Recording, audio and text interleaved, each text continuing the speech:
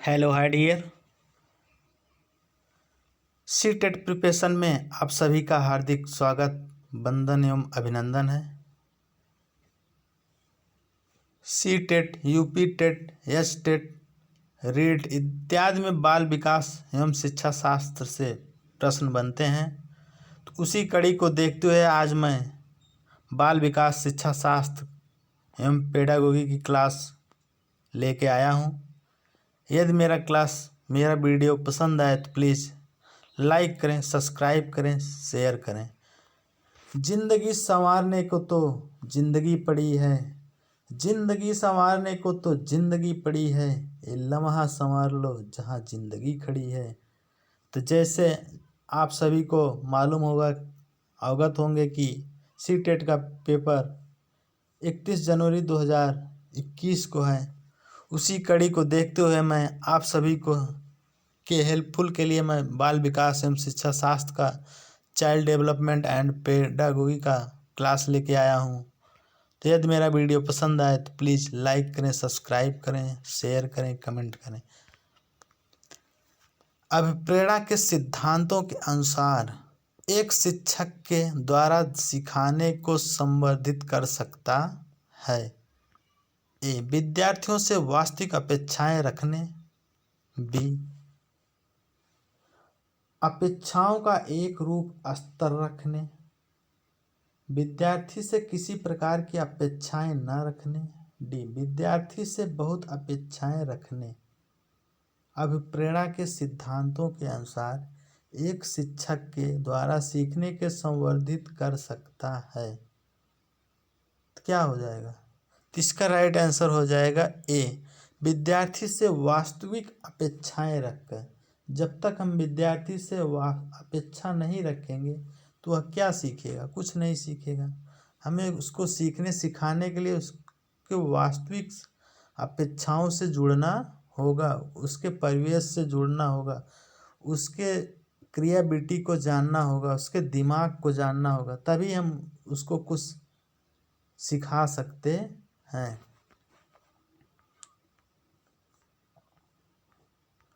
विकास शुरू होता है उत्तर बाल्यावस्था से, शैशवावस्था से, प्रसव पूर्व अवस्था से, डी, पूर्व बाल्यावस्था से। तो क्या केवल विकास उत्तर अवस्था से शुरू होता है? उसके पहले क्या होता है? सोचा जाए एक बार, तो उसके पहले क्या होता है? विकास ही होता है ना। सी देखते हैं, शैशवावस्था से। वही बात, शैशवावस्था में क्या केवल विकास शैशवावस्था से होता है? उसके पहले क्या होता है? तो इस प्रकार से इसका राइट आंसर हो जाएगा बी, जिस दिन से वह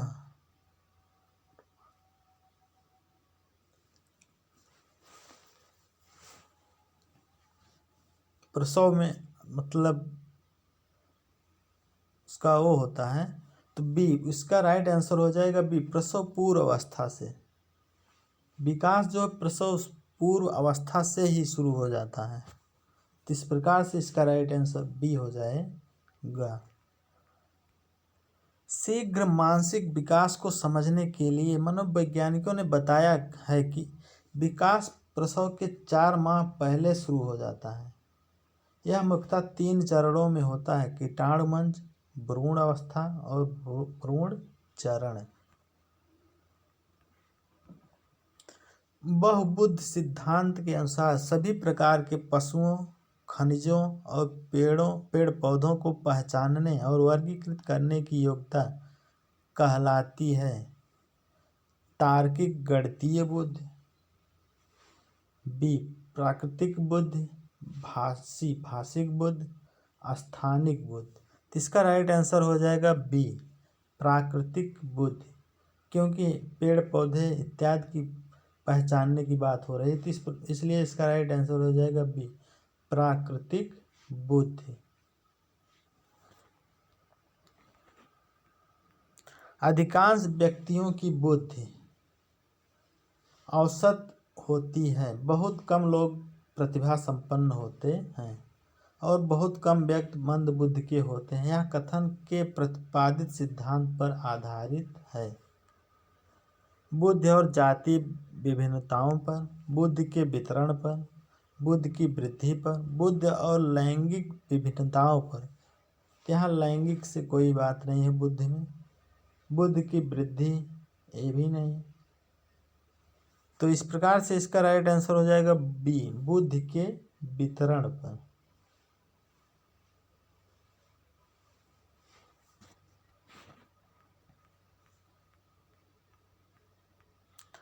सहयोगी अधिगम में अधिक उम्र के प्रवीण विद्यार्थी छोटे और कम निपुण विद्यार्थियों की मदद करते हैं। इससे एक गहन प्रतियोगिता होती है। बी, उच्च नैतिक विकास होता है।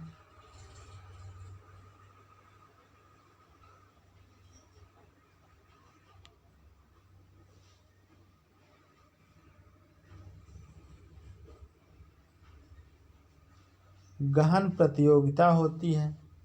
उच्च नैतिक विकास होता है। सी, समूहों में द्वंद्व होता है। उच्च उपलब्धि और आत्मसम्मान विकसित होता है। तो इसका राइट आंसर हो जाएगा डी, उच्च उपलब्धि और आत्मसम्मान विकसित होता है। जब पूर्व का अधिगम नई परिस्थितियों को सीखने को बिल्कुल प्रभावित नहीं करता तो यह कहलाता है। तो इसको सब लोग जानते ही होंगे। ए, अधिगम का शून्य स्थानांतरण। बी, अधिगम का निरपेक्ष स्थानांतरण। सी, अधिगम का सकारात्मक स्थानांतरण। अधिगम का नकारात्मक स्थानांतरण। तो इस प्रकार से इसका राइट आंसर हो जाएगा ए, अधिगम का शून्य स्थानांतरण, यानी अधिगम नहीं हो पा रहा है।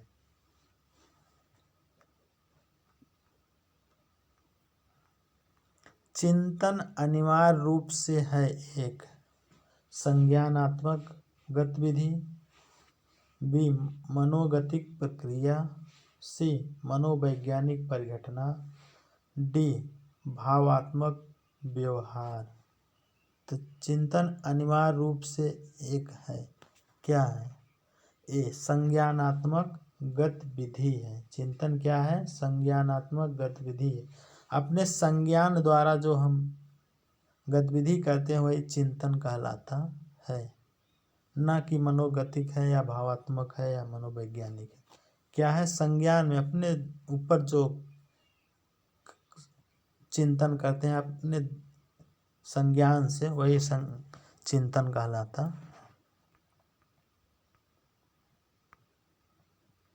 एक बाल केंद्रित कक्षा में बच्चे सामान्यतः सीखते हैं वैयक्तिक और सामूहिक दोनों रूप में। बी, मुख्य रूप से शिक्षक से। सी, वैयक्तिक रूप से समूहों में। इसका राइट आंसर ए हो जाएगा, सी हो जाएगा। वैयक्तिक रूप से अपने व्यक्तिगत स्वभाव के रूप में सीखते हैं, ना कि समूह से या किसी तरह से। उनका जो विचार होता है उसको एक्सेप्ट करके उसी तरह से बच्चा सीखता है, यानी व्यक्तिगत रूप से सीखता है। एक बाल केंद्रित कक्षा में बच्चे सामान्यतः वैयक्तिक रूप से सीखते हैं। पियाजे के अधिगम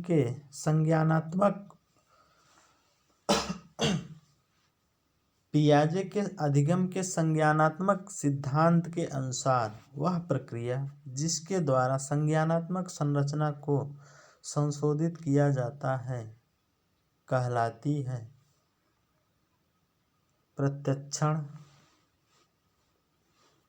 समायोजन, समावेशन, स्कीमा। क्या कहलाती है?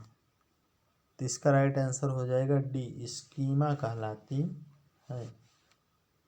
पियाजे के अधिगम के संज्ञानात्मक सिद्धांत के अनुसार वह प्रक्रिया जिसके द्वारा संज्ञानात्मक संरचना को संशोधित किया जाता है स्कीमा कहलाता है। एक शिक्षिका अपने शिक्षार्थियों को सदैव इस रूप में सहायता करती है कि वे एक विषय क्षेत्र से प्राप्त ज्ञान को दूसरे विषय क्षेत्रों के ज्ञान के साथ जोड़ सकें। एक विषय क्षेत्र के ज्ञान को दूसरे विषय ज्ञान के साथ जोड़ सके। इससे डाट स्पेस को बढ़ावा मिलता है, पुनर्बलन को, ज्ञान के साथ संबंध एवं अंतरण को, डी शिक्षार्थी स्वायत्तता को। इसका राइट आंसर हो जाएगा बी, ज्ञान के सह संबंध एवं अंतरण को। सृजनात्मकता मुख्य रूप से स्पेस संबंधित है, मॉडलिंग से, बी अनुकरण से, सी अभिसारी चिंतन से, डी अपसारी बहुविध चिंतन से। इसका राइट आंसर हो जाएगा डी, अपसारी बहुविध चिंतन से।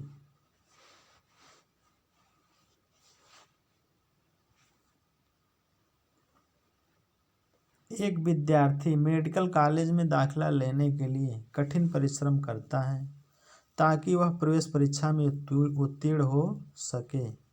यह विद्यार्थी डॉट इस रूप से अभिप्रेरित है। कैसे अभिप्रेरित है? ए वैयक्तिक रूप से, अनुभाविक रूप से, डी बाह्य रूप से, आंतरिक रूप से। ये दोनों तो होगा नहीं, होना तो इसी दोनों में से। तो कौन सा विकल्प सबसे बेटर लग रहा है? इसी को सिलेक्ट करना है हमें। तो इसका राइट आंसर हो जाएगा सी, आंतरिक रूप से प्रेरित है। कैसे? आंतरिक रूप से, अंदर से। व्यवहार का करना पक्ष में आता है, सीखने के गतिक क्षेत्र में, सीखने के मनोवैज्ञानिक क्षेत्र में, सी सीखने के संज्ञानात्मक क्षेत्र में, सीखने के भावात्मक क्षेत्र में। तो इसका राइट आंसर हो जाएगा ए, सीखने के गतिक क्षेत्र में। व्यवहार करना सीखने के शारीरिक गतिक क्षेत्र में के अंतर्गत आता है। शारीरिक गतिक क्षेत्र के अंतर्गत शारीरिक संचालन, शारीरिक क्रिया, शरीर पर नियंत्रण, दृढ़ीकरण आदि आते हैं, जिनके माध्यम से ही व्यवहार किया जाता है या व्यवहार किया जा सकता है। विज्ञान एवं कला प्रदर्शनियाँ, संगीत एवं नृत्य प्रस्तुतियाँ तथा विद्यालय पत्रिका निकालना डॉट के लिए है। शिक्षार्थियों को सृजनात्मक मार्ग उपलब्ध कराने के लिए, बी विभिन्न व्यवसायों के लिए विद्यार्थियों को प्रशिक्षित करने के लिए, विद्यालय का नाम रोशन करने के लिए, अभिभावकों को संतुष्ट करने के लिए। अभिभावकों को संतुष्ट करने के लिए पत्रिकाएँ थोड़ी निकाली जाती हैं। विद्यालय का नाम रोशन करने के लिए थोड़ी निकाला जाता है, तो नेगेटिव हो गया। शिक्षार्थियों को सृजनात्मक मार्ग उपलब्ध कराने के लिए। इसका राइट आंसर ए हो जाएगा, क्योंकि बी में देखते हैं तो यहाँ केवल व्यवसाय के लिए, विभिन्न व्यवसाय की बात कर रहा है। तो व्यवसाय के लिए ऐसा नहीं होता, शिक्षार्थियों को सृजनात्मक मार्ग उपलब्ध कराने के लिए ऐसा किया जाता है। इस प्रकार से इसका राइट आंसर ए हो जाएगा। एक शिक्षिका अपने शिक्षार्थियों के अनेक तरह की सामूहिक गतिविधियों में व्यस्त रखती है, जैसे समूह चर्चा, समूह परियोजनाएं, मुख्य निर्वाह आदि। यह सीखने किस आयाम को उजागर करता है? सामाजिक गतिविधि के रूप में अधिगम, मनोरंजन द्वारा अधिगम, भाषा निर्देशित अधिगम, प्रतियोगिता आधारित अधिगम। क्या कर रहे हैं टीचर? शिक्षार्थियों के अनेक तरह की सामूहिक गतिविधियों में व्यस्त रखती है, जैसे समूह चर्चा। तो इसका राइट हो जाएगा प्रतियोगिता आधारित, सामाजिक गतिविधि के रूप में अधिगम, यानी कि आपस में बातचीत के माध्यम से चर्चा हो रही है ना। हाँ, चर्चा, समूह परियोजना, भूमिका निर्वाह आदि। इसलिए सामाजिक गतिविधि के रूप में अधिगम दिया जा रहा है। इस प्रकार से इसका राइट आंसर ए हो जाएगा। जब एक शिक्षिका दृष्टिबाधित शिक्षार्थियों को कक्षा के अन्य शिक्षार्थियों के साथ सामूहिक गतिविधियों में शामिल करती है तो वह कक्षा के लिए सीखने हेतु बाधाएं उत्पन्न कर रही। नो, ऐसा नहीं, नेगेटिव टैग वर्ड है। कक्षा के लिए सीखने हेतु बाधाएं उत्पन्न कर रही है, ऐसा नहीं है। समावेशी शिक्षा की भावना के अनुसार कार्य कर रही है। अगला देखते हैं। सभी शिक्षार्थियों से दृष्टिबाधित शिक्षार्थियों के प्रति सहानुभूति विकसित करने में मदद कर रही है। डी, दृष्टिबाधित शिक्षार्थियों पर संभवतः तनाव बढ़ा रही है।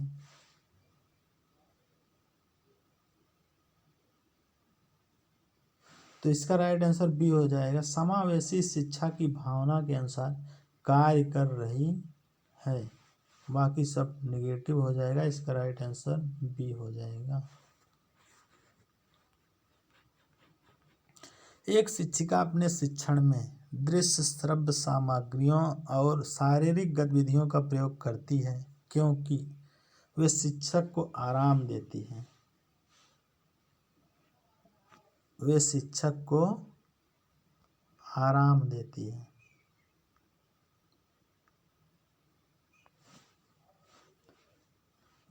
के प्रभावी आकलन को सुगम बनाते हैं। वे शिक्षार्थियों को वैविध्य उपलब्ध कराते हैं।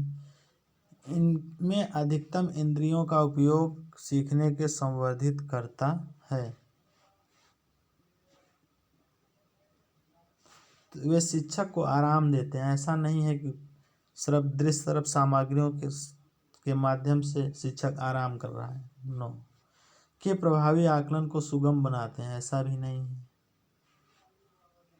वे शिक्षार्थियों को वैविध्य उपलब्ध कराते हैं, ऐसा हो सकता है, लेकिन इससे अच्छा आंसर डी होगा। इनमें अधिकतम इंद्रियों का उपयोग सीखने के संवर्धित करता है। इस प्रकार से इसका राइट आंसर डी हो जाएगा।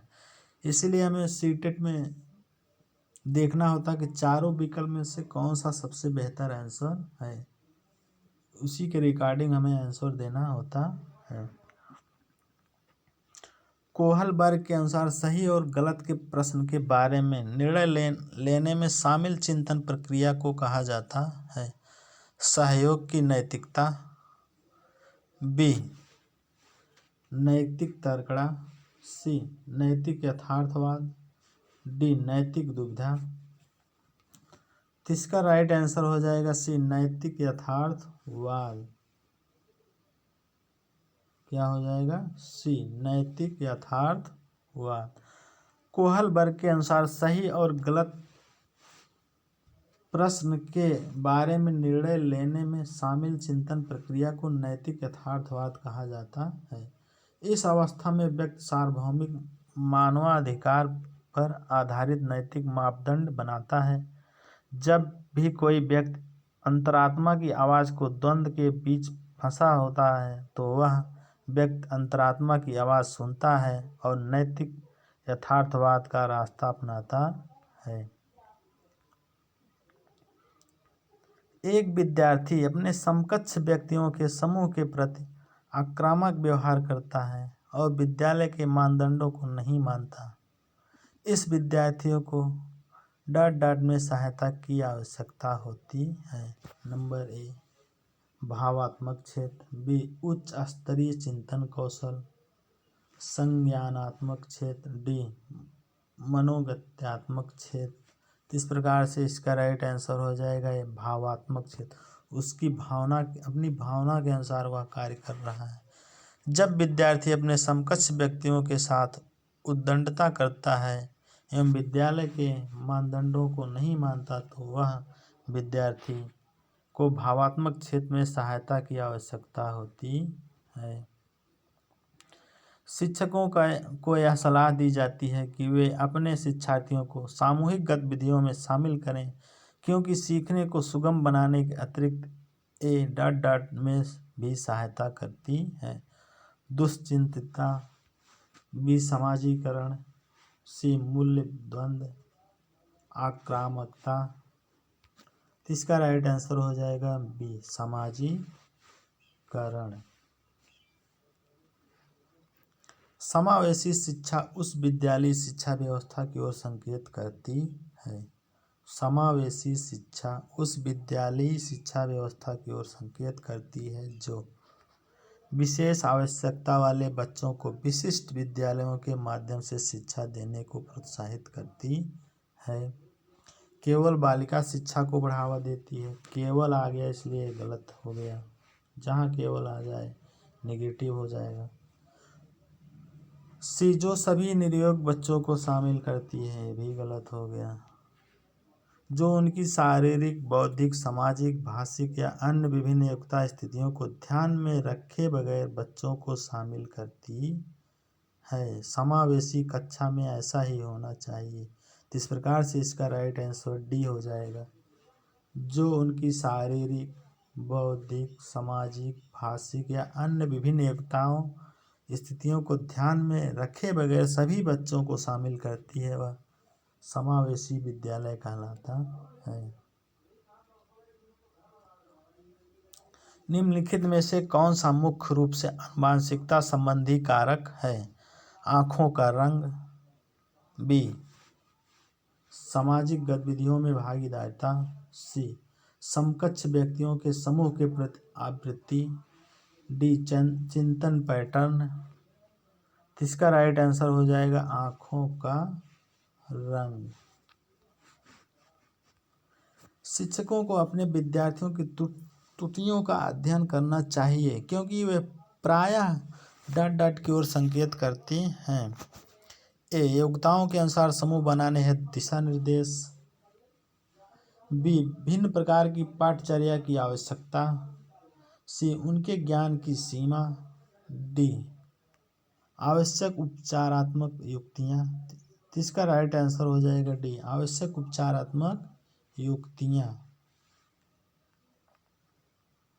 सीमा हर पाठ को बहुत जल्दी सीख लेती है जबकि लीना उसे सीखने में ज़्यादा समय लेती है। यह विकास के सिद्धांत को दर्शाता है। वैयक्तिक भिन्नता, बी अंतःसंबंध, सी निरंतरता, सामान्य से विशिष्ट की ओर। इसका राइट आंसर हो जाएगा वैयक्तिक भिन्नता। निम्नलिखित में से डॉट डॉट के अतिरिक्त सभी वातावरणीय कारक विकास को आकार देते हैं। पौष्टिकता की गुणवत्ता, सांस्कृतिक, शिक्षा की गुणवत्तात्मकता, शारीरिक गठन। किसको देते हैं? शारीरिक गठन को। श्रवण हास से ग्रसित बच्चे कक्षा में किस सबसे मुख्य नैराश्य का सामना करते हैं? दूसरों के साथ संप्रेषण करने तथा सूचनाओं को बांटने में अक्षमता, बी दूसरे विद्यार्थियों के साथ परीक्षा देने में अक्षमता, सी प्रस्तावित पाठ्यपुस्तक को पढ़ने की अक्षमता, खेल कूद में भागीदारिता की अक्षमता। श्रवण हास्य से ग्रसित, सुनने से ग्रसित, तो दूसरों के साथ संप्रेषण करने में, जब उसको सुनाई नहीं देगा तो उस बच्चे को, तो अब दूसरों के साथ बातचीत करने में, सूचनाओं को बांटने में अक्षमता महसूस करता है। तो इस प्रकार से इसका राइट आंसर ये हो जाएगा। डिस्लेक्सिया मुख्य रूप से डॉट डॉट की समस्या से संबंधित है। डिस्लेक्सिया पढ़ने से संबंधित है। डिस्ग्राफिया लिखने से संबंधित होता है। डिस्लेक्सिया पढ़ने से संबंधित है। इस प्रकार से इसका राइट आंसर बी हो जाएगा। प्रतिभाशाली विद्यार्थी अपनी क्षमताओं को तब विकसित कर पाएंगे जब बार बार उनकी परीक्षा होगी। बी वे अन्य विद्यार्थियों के साथ अधिगम प्रक्रिया से जुड़ते हैं। सी उन्हें अन्य विद्यार्थियों से अलग किया जाएगा। वे निजी कोचिंग कक्षाओं में पढ़ेंगे, गलत होगा। उन्हें अन्य विद्यार्थियों से अलग किया जाएगा, ये भी गलत होगा। वे अन्य विद्यार्थियों के साथ अधिगम प्रक्रिया से जुड़ते हैं, यही इसका राइट आंसर होगा। एक अच्छी पाठ्यपुस्तक डॉट डॉट से बचती है। लैंगिक समानता से, बी सामाजिक उत्तरदायित्व से, लैंगिक पूर्वाग्रह से, लैंगिक संवेदनशीलता से। तो इसका राइट आंसर हो जाएगा सी लैंगिक पूर्वाग्रह से। पियाजे के अनुसार संज्ञानात्मक विकास के किस चरण पर बच्चा वस्तु अस्थायित्व को प्रदर्शित करता है? मूर्त संक्रियात्मक को, औपचारिक संक्रियात्मक चरण, सी संवेदी परक चरण, डी पूर्व संक्रियात्मक चरण,